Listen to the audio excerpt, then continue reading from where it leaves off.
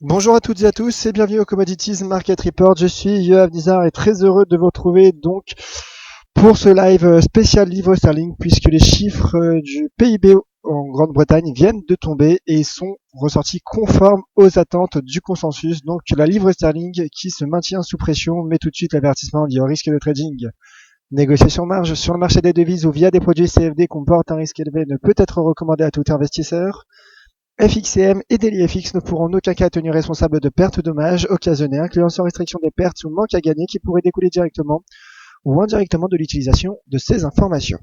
Voilà, donc pour l'avertissement lié au risque de trading, bonjour à tous qui venez de me rejoindre sur le chat. N'hésitez pas si vous avez des questions, des graphiques ou des analyses, j'y reviendrai au cours de cette présentation. Et oui, donc comme vous le voyez, le GBP/USD en donné 30 minutes qui se replie et de manière très volatile. La livre sterling qui est plus que jamais sous pression après ces chiffres, donc ils sont ressortis conformes aux attentes du consensus. Bien évidemment, un point sur le calendrier macroéconomique pour analyser tous ces chiffres. Alors voilà, donc les chiffres qui ne sont pas encore arrivés sur le calendrier, mais en tout cas le consensus attendait 1,9% de croissance en glissement annuel au quatrième trimestre.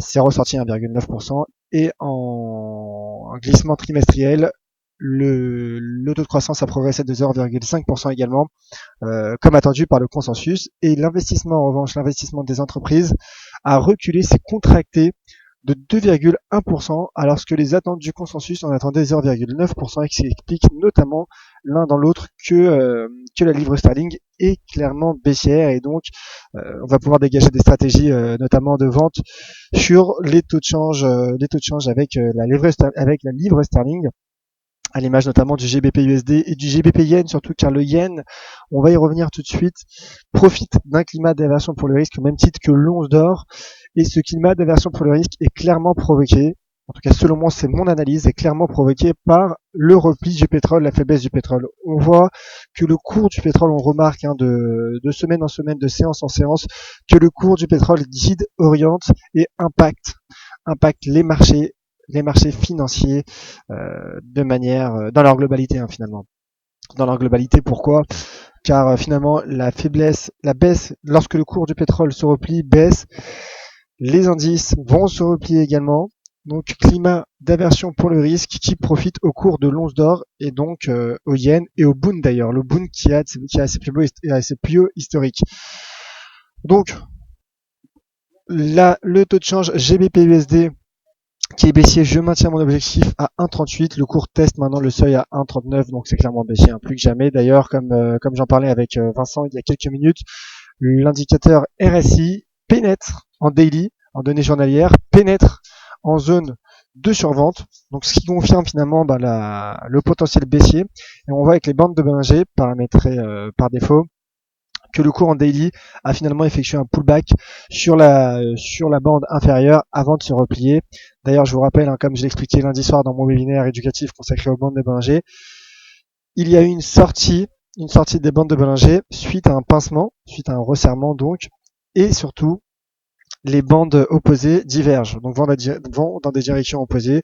Donc tout cela va dans le sens d'une baisse de la livre sterling. Alors en effet c'est très volatile, donc le cours finalement voilà également profite d'effets de rachat de short, mais c'est baissier, clairement baissier. Je rappelle également qu'il y a la perspective d'un Brexit au Royaume-Uni. Le référendum aura lieu le 23 juin prochain, donc dans quasiment 4 mois jour pour jour, et ce qui pourrait d'autant plus mettre sous pression la livre sterling qui pourrait s'affaiblir en attendant ce référendum. Et en cas de sortie du Royaume-Uni de l'Union européenne, là clairement la livre sterling pourrait être totalement dépréciée. En tout cas pour le moment, en amont de cette décision et de ce vote qui sera effectué par les Britanniques, la livre sterling baisse, et donc baissier sur GBP/USD, mais toutefois il y aurait peut-être des stratégies meilleures à dégager. Pourquoi? Car lorsqu'on voit le graphique de l'US dollar index, en effet rebondit, tient son rebond. Alors hier, le cours qui était baissier a finalement retracé, mais ne parvient pour le moment pas à franchir cette résistance à très exactement 12 158 points. 12 157 points. Donc sous cette résistance, finalement, on se dit que il s'agit simplement d'un rebond technique pour le dollar américain, mais et non pas encore d'une reprise haussière. Alors, le président de la Fed de Richmond, Monsieur Lecker, a déclaré hier qu'il, en tout cas, qu'une hausse des taux, que les éléments, que les raisons d'une hausse des taux étaient envisageables. Une hausse des taux était envisageable par la Réserve fédérale en 2016. Et donc, ce qui a finalement soutenu le dollar américain. Donc, le GBP yen qui est notre stratégie vendeuse à l'équipe d'Elifix, en tout cas la mienne.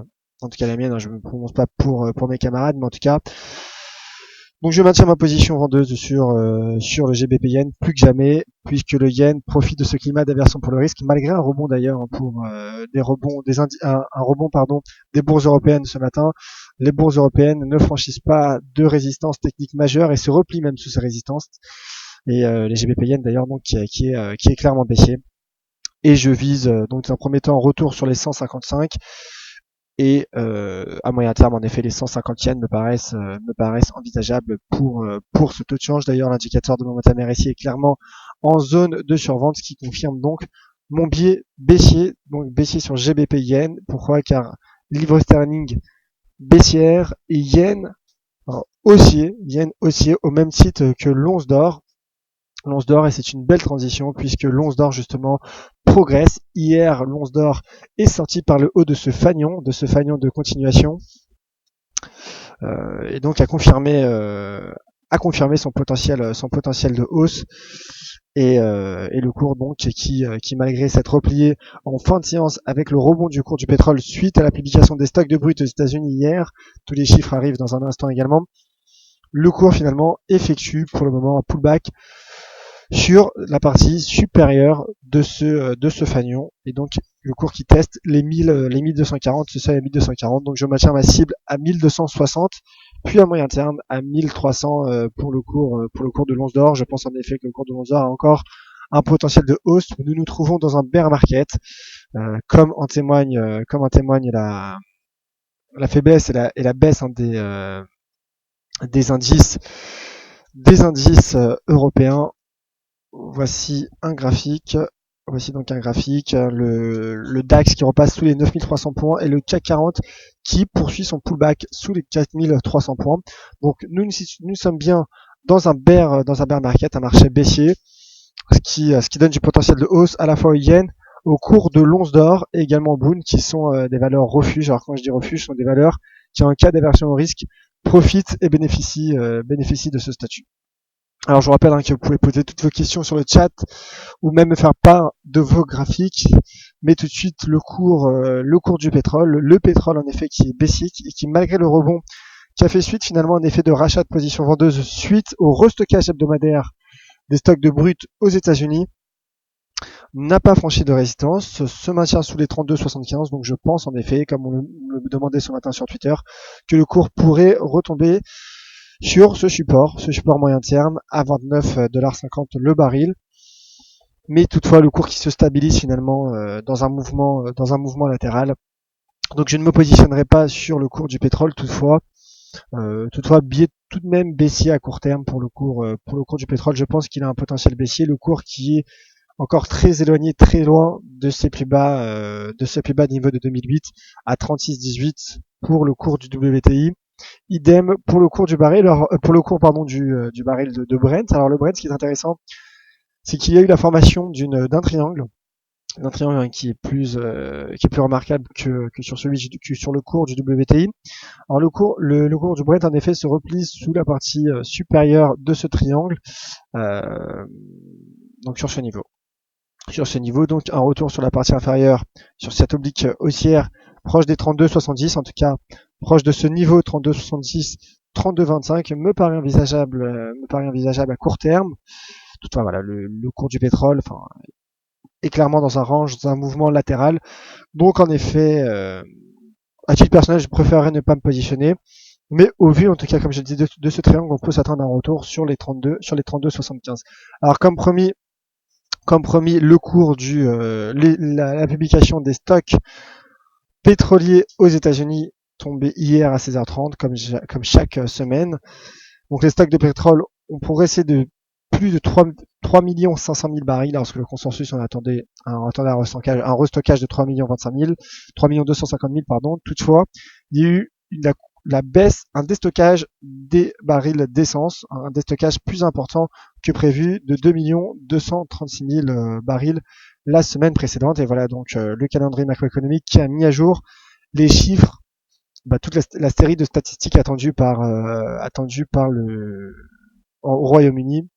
Et comme vous le voyez, contraction de l'investissement des entreprises en trimestriel glissant au Royaume-Uni. Voilà donc pour le calendrier macroéconomique. Passons donc, revenons sur les matières premières.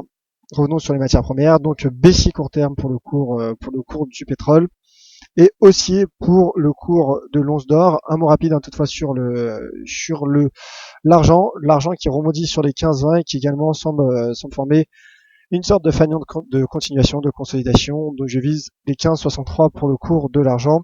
Le copper qui malgré un retracement hier se stabilise sous cette résistance à 2,11 dollars. Et donc je maintiens mes objectifs baissiers pour le cours du cuivre pour viser 2,75 €, 2,04 € et 2 dollars. Le cours, comme je dis depuis plusieurs séances, depuis plusieurs semaines, se maintient dans un trading range et donc je joue le rectangle, le retour sur la partie inférieure, donc proche des 2 dollars. Le cours du gaz naturel, il y a eu l'expiration hier du contrat N-Gas, mais qui reste baissier malgré un léger rebond. Un léger rebond, le cours reste baissier et pourrait atteindre, selon moi, à court terme, les 1,74 $. Toutefois, comme je disais, comme je le rappelais, il me semble trop tard d'entrer en position vendeuse sur le cours du gaz naturel actuellement. Il fallait le faire il y a 2 semaines lors de la cassure du seuil à 2 dollars. J'espère que vous avez pu suivre cette stratégie, sinon soyez prudent à présent puisque le cours est sur des niveaux très bas.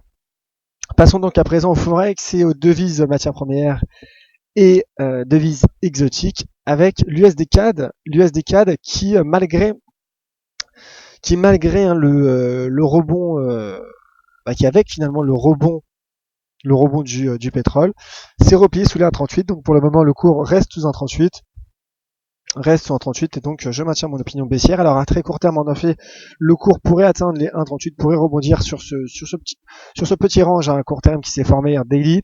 Donc en effet, le cours pourrait rebondir sur les 1,38 au vu du potentiel baissier dont je vous épare sur le cours du pétrole aujourd'hui.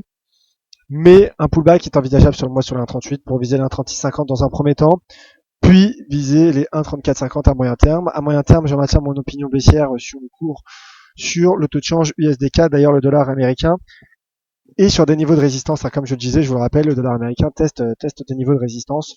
Donc ce qui donne finalement, ce qui explique également que le cours soit tiraillé entre faiblesse du dollar et faiblesse du pétrole, et donc ce mouvement latéral, ce léger range s'explique notamment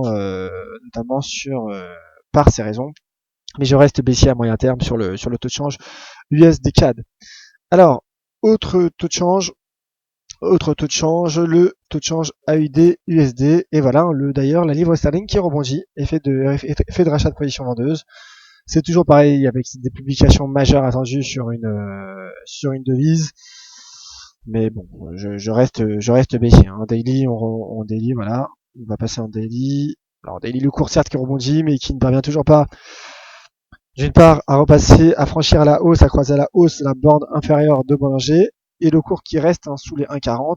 Donc là, en effet, il y a des effets de rachat de position vendeuse, mais le cours est baissier et les fondamentaux sont baissiers pour la livre sterling. D'ailleurs, la Banque d'Angleterre est également ultra accommodante. La politique de taux zéro est plus que jamais confirmée par la Banque d'Angleterre, par la BOE. Donc, je maintiens mes objectifs baissiers sur les taux de change liés à la livre sterling. Alors, le taux de change cette fois-ci AUD-USD. Écoutez, le taux de change AUD-USD, donc comme je vous en faisais part en début de semaine, avait franchi cette oblique baissière formée depuis la séance de 18 juin, mais il s'agissait d'un bull trap. Alors le cours est reparti à la baisse et se replie à présent sous les 0,72 $. Il teste en tout cas ce niveau, les 0,72 $, mais il teste surtout cette droite de tendance baissière qui est un seuil d'inversion de polarité dynamique. Donc pour le moment, le cours tente un franchissement. Alors en cas de franchissement, en cas de confirmation, hein, si la bougie journalière confirmée et clôturée à ce niveau, la séance du jour, le risque serait un effet baissier puisque repli sous un double niveau de résistance à la fois horizontale et dynamique confirmerait finalement le potentiel baissier. Toutefois, lorsque je vois l'indicateur MACD, on se rend compte de plusieurs choses. Tout d'abord, en effet, la ligne MACD a croisé à la hausse la ligne de signal et donc se maintient toujours au-dessus. Et surtout, elle est passée au-dessus du seuil à 0. Donc, ce qui confirme finalement un potentiel de hausse sur le taux de change AUD-USD et en weekly, graphique weekly intéressant également. Pourquoi ? Car bon, d'une part, le cours enchaîne une cinquième semaine de hausse sur les 6 dernières semaines. La ligne MACD a franchi à la hausse la ligne de signal, mais toutefois, elle se maintient sous les zéros. Donc en weekly, on se dit que c'est un rebond technique, mais qui donne finalement du potentiel, un potentiel de rebond jusqu'au 0,73 $ selon moi. Le dollar, je rappelle, le dollar américain qui est sous résistance également, donc il pourrait faire son effet. Mais le dollar australien également qui est impacté par la faiblesse du yuan, le yuan qui se déprécie, et également par le fort repli, la forte baisse la nuit dernière, la clôture forte baisse de la bourse de Shanghai qui a perdu 6,41%. Alors cette semaine, il n'y a pas de statistiques majeures en Australie. Donc finalement, voilà, je suis neutre sur le taux de change AUD-USD. Toutefois, au vu du MACD, je me dis qu'un potentiel de hausse serait possible, mais je ne me positionnerai pas avant l'éventuel franchissement, l'éventuel breakout du seuil psychologique à 0,72 $. Le NZD-USD, bah écoutez, qui se maintient, qui travaille toujours, qui teste toujours cette droite de tendance baissière formée depuis l'été 2014. Et le cours qui également se stabilise dans un léger range à court terme. Et d'ailleurs, concernant le taux de change, concernant la devise, concernant le dollar néo-zélandais, on remarque en effet qu'il y a des ranges, hein, comme le disait hier Tony, sur le taux de change GBP NZD de mémoire. Et donc en effet, le dollar néo-zélandais se maintient dans le trading range. Mais concernant ce taux de change NZD-USD, il est toujours maintenu couvert sous cette oblique baissière. Donc sous cette oblique baissière, je suis baissier. Et là, le cours qui teste une double résistance. Donc on peut s'attendre potentiellement en repli pour viser dans un premier temps la partie inférieure de ce range. Bah écoutez, tout simplement à ce niveau, sur les 0,65 655 $. Donc baissier sur NZD-USD. Et passons donc aux autres devises exotiques et notamment l'USD MXN, qui se stabilise également. Alors le peso mexicain qui est également corrélé au cours du pétrole puisque le Mexique à une échelle inférieure est tout de même un pays exportateur de pétrole. Donc en effet, hein, le repli du pétrole en début de séance donne un potentiel de hausse sur le taux de change USD MXN en intraday. Mais toutefois, comme je le rappelle, il y a eu cassure la semaine passée de cette droite de tendance haussière. Donc finalement à moyen terme, je maintiens mon opinion baissière sur le DMXN. D'ailleurs, le taux de change en monthly est en train d'effectuer un pendu sur les plus hauts historiques, qui est un pattern baissier. Voilà donc peut-être d'autres taux de change exotiques dont je n'ai pas parlé encore dans ce Commodities Market Report. Alors oui, la UDN également qui est baissier mais qui se stabilise sous des niveaux de support. Donc baissier, mais je ne passerai pas à l'achat. Pourquoi ? Car le cours teste un niveau de support et je n'ai pas pour habitude de shorter des supports. Donc mais ça reste baissier. Le dollar australien qui est sous pression à l'inverse du taux de change, à l'inverse du yen, pardon. Et voilà, je pense avoir fait le tour. Peut-être un mot sur l'USD NOK, car hier il y a eu les chiffres du chômage en Norvège qui sont ressortis meilleurs que prévu. Mais toutefois, la couronne norvégienne est également affaiblie par la baisse des cours du pétrole, puisque la Norvège également fait partie des exportateurs des exportateurs de pétrole, excusez-moi. Voilà donc pour ce tour d'horizon des matières premières et les devises exotiques. Passons à présent aux questions. Et Tony, justement. Salut Yaf, petit scénario GBP NZD, c'est pas trop mal passé hier. Alors en effet, hein, je parlais du GBP NZD. Alors le GBP NZD qui arrive tout de suite. Voici mon graphique du GBP NZD. Le voici. Alors en effet, un trading range, comme je disais hier avec Tony, comme le faisait remarquer hier Tony, un trading range à 2,1160 et 2,0997. En effet, Tony qui était baissier, bah c'est baissier. C'est baissier, comme je le disais, c'est la livre sterling qui lâche finalement. C'est la livre sterling qui lâche. La livre sterling est sous pression. En daily, le graphique part de lui-même. Donc oui, de manière générale, je suis baissier sur tous les taux de change liés à la livre sterling, sauf l'euro GBP, puisque la livre sterling est cette fois-ci devise de contre-valeur. D'ailleurs, je n'ai pas parlé de l'euro GBP, je vais en parler tout de suite, mais en tout cas, oui, là, je pense en effet qu'on pourrait atteindre sur ce taux de change, sur le taux de change, voilà, des niveaux, voilà, ce niveau notamment. Je pense que le cours à très long terme pourrait retomber proche des 2 dollars, des 2 dollars néo-zélandais. Si la livre sterling finalement poursuit dans sa baisse en amont du référendum concernant le Brexit. Alors oui, juste un mot sur l'euro GBP. L'euro GBP. Alors hier, je vous ai part de mon opinion haussière sur ce taux de change et je vous disais donc que je visais les 0,80 livres sterling. Je pense en effet que c'est une cible envisageable pour l'euro GBP. Voilà. Alors toutefois, bien évidemment, le problème est que l'euro est plutôt faible en ce moment, à l'approche de la prochaine réunion de politique monétaire de la BCE. Bah justement, un visiteur qui demande un commentaire sur l'euro GBP, bah c'est ce que je suis. Ça tombe bien justement. Donc oui, je suis haussier pour l'euro GBP, comme je disais, baissier sur la livre sterling. Alors l'euro qui est en effet également baissier, puisque le marché commence à spéculer de plus en plus sur l'élargissement du programme de quantitative easing ou du quantitative easing de la BCE, mais en tout cas ou au moins sur une mesure. Je rappelle que Mario Draghi avait déclaré il y a 2 mois, en tout cas en janvier, que la BCE pourrait agir au mois de mars. Et il avait ensuite déclaré devant le Parlement européen que la BCE avait confirmé en tout cas cette hypothèse. Donc l'euro également faible, c'est la raison pour laquelle je m'orienterai plutôt vers des stratégies entre livre sterling, qui est devise la plus faible finalement des devises majeures, avec des devises fortes telles que le yen. C'est la raison pour laquelle j'ai une opinion forte, vendeuse sur le GBP yen à court moyen terme. Bah justement, David qui demande ce que je pense du GBP yen, bah écoutez, comme je viens de dire, complètement baissier GBP yen. Voici mon graphique. Voici mon graphique. Donc là, j'ai une position vendeuse prise en début de semaine. Le cours qui a croisé à la baisse la bande 30 de RSI. L'indicateur de RSI, a croisé à la baisse la bande 30.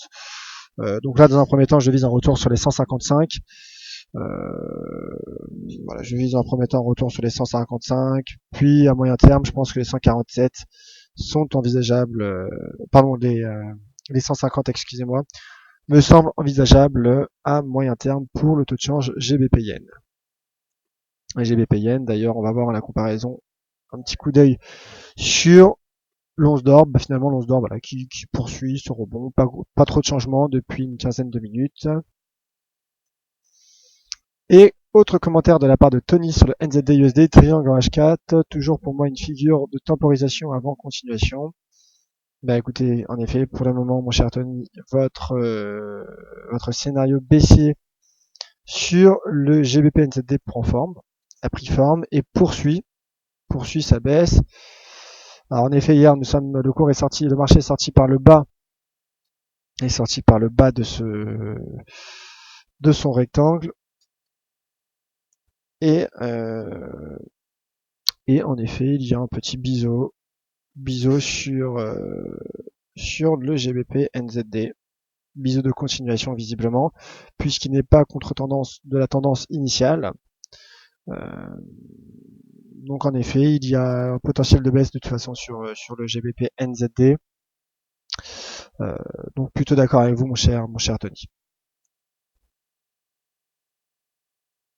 NZD, USD, oui, mon cher Tony. Voilà donc pour ce taux de change. Bah, écoutez, plus d'autres questions sur le chat. On va peut-être, avant de se quitter, rejeter un coup d'œil sur le graphique du GBP USD.